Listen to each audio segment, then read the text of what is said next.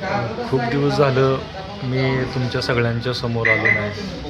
या यूट्यूब असेल, सोशल मीडियावरनं लांबच होतो.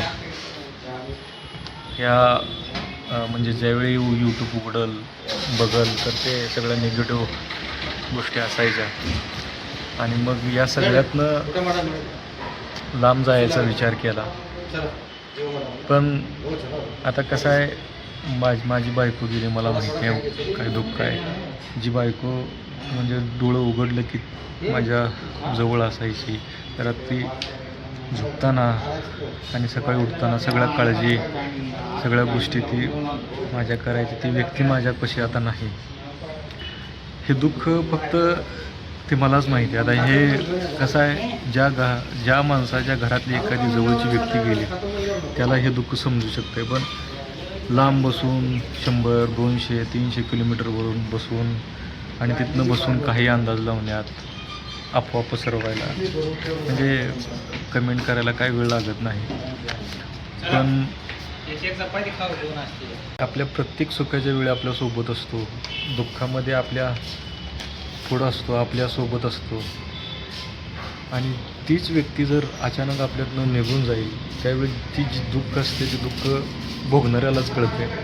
आणि म्हणूनच मी या सगळ्यातनं सावरण्यासाठी या सोशल मीडियाचं सगळ्यातनं लांब गेलो होतो. आणि आता कसं आहे, मानसिक आधार तेवढाच गरजेचं होतं. पण सोशल मीडियामधल्या लाखो लोकांनी, ज्यांनी आता काही लोकांनी मला मेसेज केलं, बरेच लोक मेसेज करत आहेत, तुम्ही कुठं गायब आहे, काय करत आहे, तुम्ही तुमचं बाजू मांडा, आणि आम्हाला माहिती आहे तुम्ही असं नाही, तुमच्याबद्दल सांगा सगळ्यांना. मी विचार केला की जे काय सत्य आहे ते सगळं तुमच्या सगळ्यांसमोर मांडायचं. पण सध्या जी काय ट्रेस आहे डोक्यात, जी काय तणाव आहे, ते आता दीड महिना जवळपास झाला आहे, पण ते काही कंट्रोल होत नाही.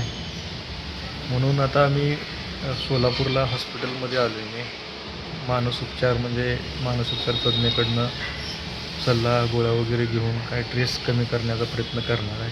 आणि लवकरच सगळ्यांसमोर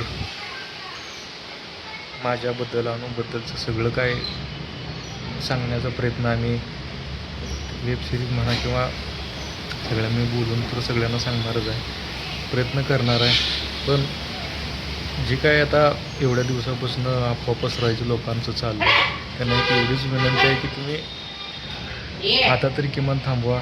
ज्यावेळी आपली जवळची व्यक्ती जाते ते दुःख तुम्हाला लांब बसून कळणार नाही, पण तुमच्या घरातलं कोण जाईल त्यावेळी तुमच्या लक्षात येईल हे काय दुःख असते. त्यामुळं दुःखात दुसऱ्याच्या जखमीवर मीठ सोडायचं बंद करून किमान आधार नाही देता आला तर वाईट तरी बोलू नका, एवढंच माझं म्हणणं आहे.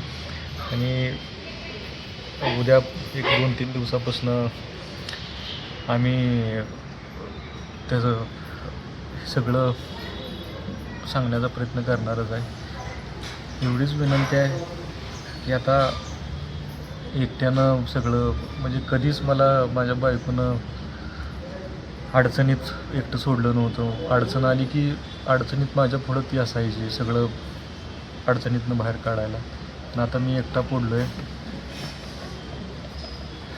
तुम्हाला जी काय बऱ्याच लोकांनी अफवा पसरवल्या त्याच्यावर सगळं मी बोलीनच. फक्त आता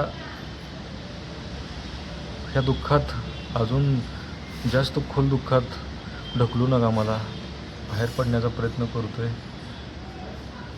समजून आणि सांभाळून घ्या.